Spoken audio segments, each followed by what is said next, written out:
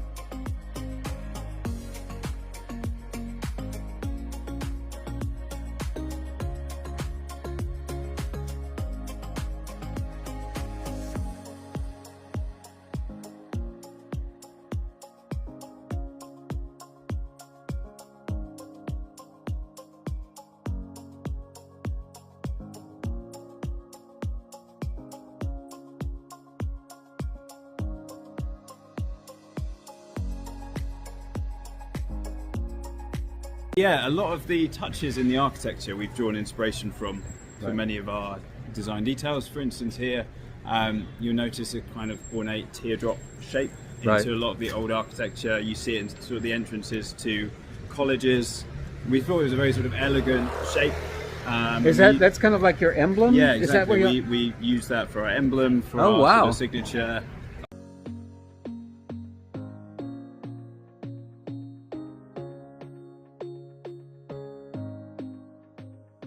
We have found ourselves in Cambridge on the River Cam, and Matt came up with this idea about filming the interview in a boat.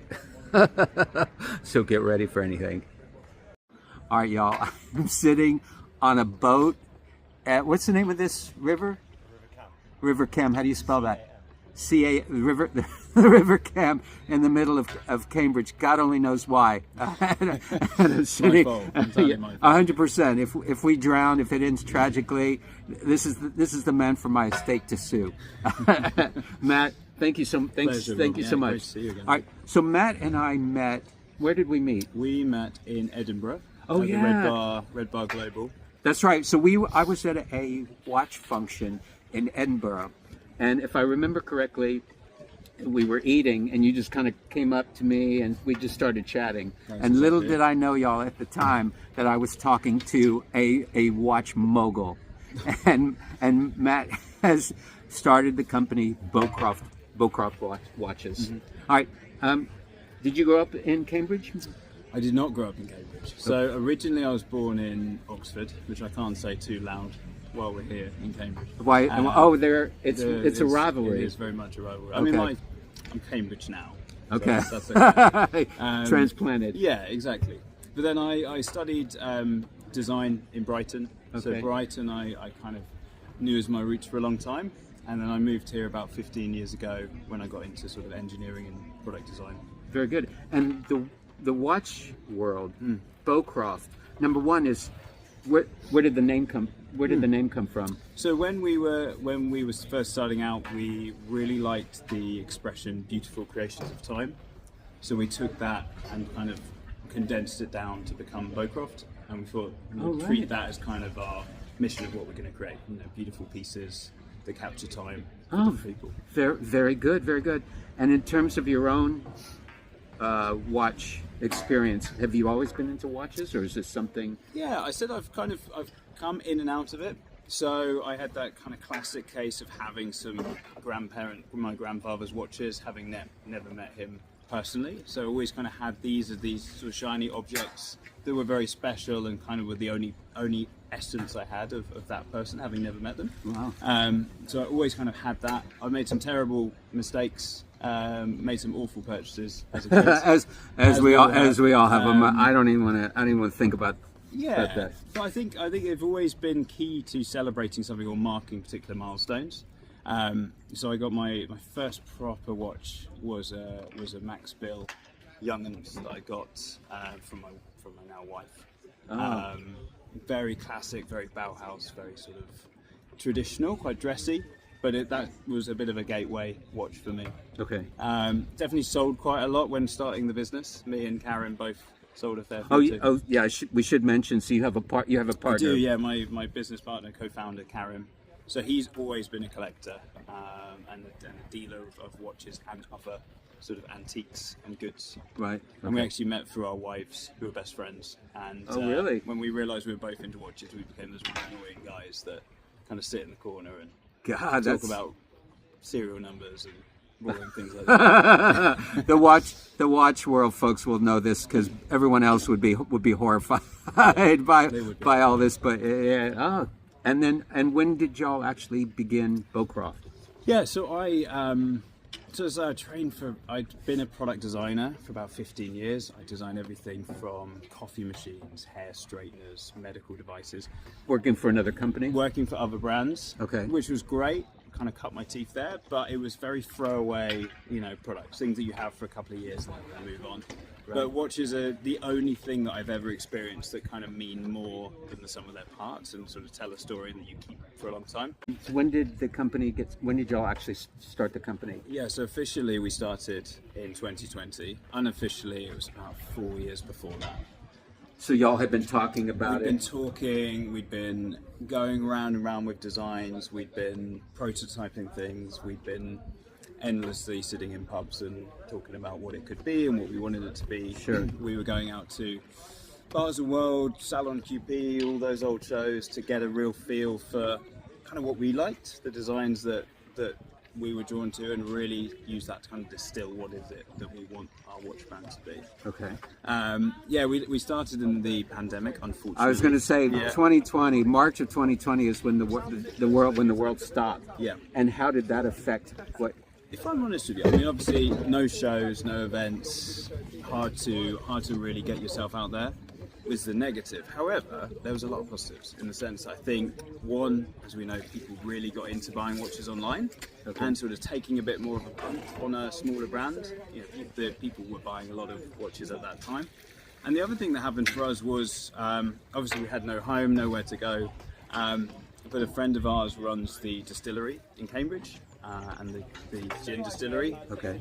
They were still open because they're classed as an off license. So they said, why don't you do a pop-up here, feed people gin until they buy your watches? And I remember when we met, you had said you should come to Cambridge and have some gin and look at watches. Exactly. And at the time, it didn't make sense. It didn't compute to me. And now that I've seen it in the flesh, now you get it. And it's the old watch business model. You see this. You see this everywhere. I'm going to give the secret away. Is you get your clients drunk and they get those credit cards out like that. So no disrespect, of course.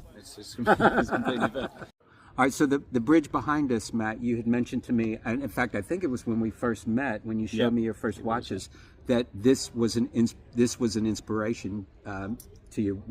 And you have the watch that kind of shows it. Can you show that to us? Yeah, absolutely. So I don't know if you can sort of see this piece here. So that kind of curve in the case. Where am I putting it? There. Oh. Yeah, as you say. So that we really loved that kind of very organic, kind of sweeping curve of this bridge, the Bridge of Sighs. Okay. And so we spent a lot of time on the river, as you always do if you live in Cambridge. Sure. And so I always thought that would make a really lovely kind of sweeping lug-to-lug contour that you see on our sort of signature Seeker model. And this art, is it the arch itself on the bridge? Exactly. That you? the arch itself, and I wanted to kind of step everything else away, so everything's almost like scalloped out, so you just have that very defined, polished. Might as well look surface. at the front of it since you've got it. See, this is one of the things I like. I'm gonna change the hands if you don't mind, just so you can see them both, because they're both so beautiful. This was one of the things that originally attracted me to y'all's watches, just the kind of the design, the simplicity. All right, Matt, what you got for us? So this is the Element Sunset Orange. So this is a newer model from us. This for me kind of epitomizes everything we wanted Beaucroft to be. It's classic, but it's bold and punchy. I was going to say that is a vibrant shade of orange, or shades of orange. It is, yeah. It has a very subtle sort of gradient to it. Many different finishes going on that really make it sparkle. Wow. And it has that contoured case that's become our kind of signature. That kind of arch in the case. Yeah, absolutely. So it's like the rest of the watch kind of disappears off the wrist. And you have this, you've got this in other colors? We do, yeah. So our best-selling color is the ocean blue. I like that a lot. Again, making the most of that kind of rich gradient with a heavily sunbursted finish, so you really get it playing with the light and changing color.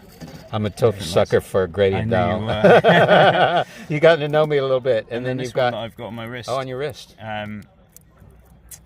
So this. Oh, this is your boutique only? Is that right? This is, yeah. So this one you have to come to Cambridge to see us or meet us in person. So this we call the Gin and Tonic. So this is to mark 5 years at being at the Gin Lab in Cambridge, and sort of say thank you to them for giving us our home for our first 5 years. So it's got those fresh botanicals, gin and tonic vibes. That's pretty cool. Great sort of spring, summertime watch. I'm a sucker for that one, for that one too. Wow. If I'd known I could get a watch named after me, if you want to thank me for doing this video by coming up with a watch. What would it be? Oh God. You know what? It's probably best that you don't do it, because it'll probably sit there and put you out of business. Let's keep with the positive stuff. And this is? So this is our ultimate bestseller in our range. So this is the Seeker Teal. So we wanted this is 37 millimeters, kind of a classic dress watch with a bit of modern flair. You've got those very sort of elegant leaf hands that are one of our signatures. 2020, that was when the first model was released. Yep. So we are at 2025 now, so 5 years in. Where's 5? What is 5 years from now? Look, what is 2030? Oh my God, 2030. If I'm still around, Better be still around. What would you like for the company at that point, at that stage? So I think, for me, to be honest, if we're always challenging ourselves, so that's where I get my kicks from. And y'all are mainly online. Yeah. So I think we're mainly online, but we always want to have the Beaucroft experience that you can have. Okay. So whether that's when you come to see us in Cambridge, we want to kind of invite you into our world, so you can kind of live and breathe the brand with us. Right. So we're about to hopefully take on some more space of our own, so we can really curate. Yeah, so we can really curate that experience. Are you giving us some kind of? Are we going to get some kind of secret that's coming out that's going to be hopefully exclusive to my channel? I guess it is. Yeah. Now I know that y'all actually recently have gone into the Time and Tide studios in London. Yes. How did that? That's been amazing. They are good pals of ours, and when I read that, I was so excited for y'all. And Thank you. We are so excited to be in there. I mean, we went to, so we're fortunate enough to go to their British Weekender that they did there, and I mean, what a space! It's absolutely incredible. It is literally like a cathedral of watches for smaller brands, isn't it? Like, it's calm, you're off the busy Oxford Street, the team are incredible, so knowledgeable, so welcoming. I know lots of people that go in there and then don't leave for hours because it's all like, people that love watches. It feels like the London home of watches. Sure. All right, Matt, what you got what's coming out? Any new releases? What's in the pipeline for Beaucroft? Yes, quite a few things coming over the next sort of 6 months to a year. So we're looking at a GMT, something we're looking at. Okay. Taking a lot of the essence of our designs to date and kind of distilling that down into something that With a- can be a bit more of a In the world- Beaucroft design language. Definitely. With a GMT. Yeah, I think that's right. Kind of pulling that identity out, adding a little bit of complication, but still keeping that very classic. It's going to be very colourful, as it always will be. Excellent.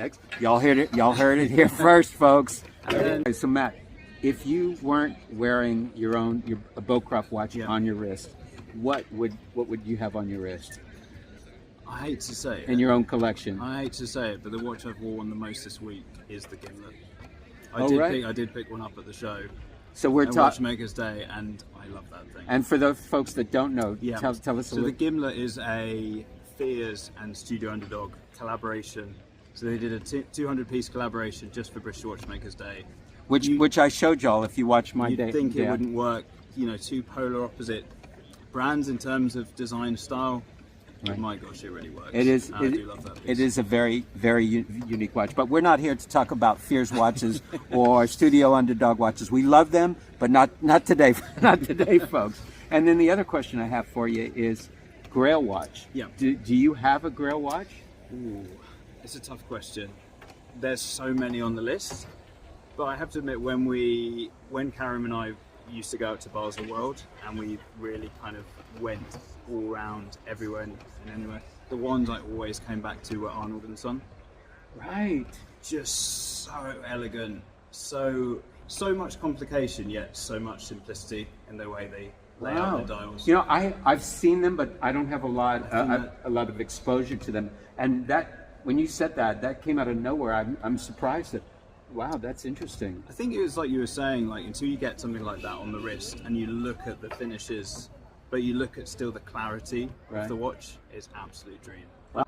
One of the questions I like to ask when I'm talking to some of the watch creators is, do you have beyond the watches a life philosophy that kind of guides you every day?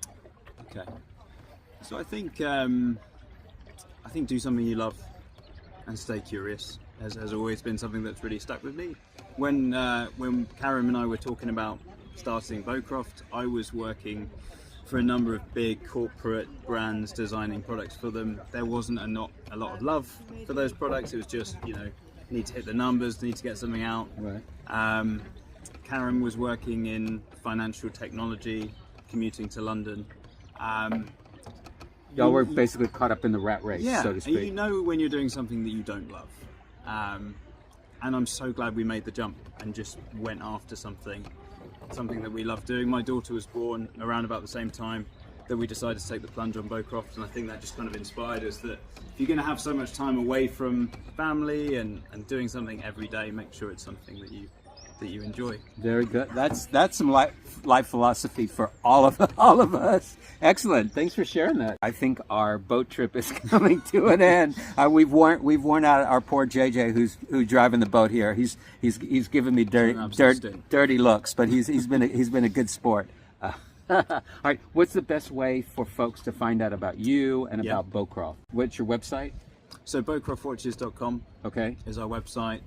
Instagram, we're always very active on there, and we'll respond to. And that's also Beaucroft Watches. Beaucroft Watches. Okay. But you can give us a call anytime. And if folks want to come visit you in Cambridge, yeah, we'd love that. I mean, we love people coming to visit, so we're very local. Just book an appointment with us online, and we'll arrange to see you either at the Gin Lab or maybe soon, hopefully, in our own space. All right. Well, we're going to keep an eye. We'll come visit you when you get space open. Listen, Matt, thank you so much for this, treating us to this boat ride. What? This is insane. How am I going to top this with the next one? This might have to be the last video because it's never going to get any better than this. That's a good challenge. Someone will step up to that challenge. Excellent. Thank you so much. Pleasure, mate. All right, y'all. That's going to be it from me from Cambridge. I've got a train to catch so I can get back home to Manchester before too late. Wow. We've got a huge thank you to our good pal Matt at Beaucroft Watches for spending the day with us and showing all those amazing watches. So if you don't know their stuff, definitely check them out online. And of course, be sure to tell them that Rob the American sent you. And if you enjoyed this video, please give it a like and subscribe to my channel. And by all means, leave a comment down below with your thoughts on anything you've seen today. And join me again for some more Watch Talk. Y'all take good care.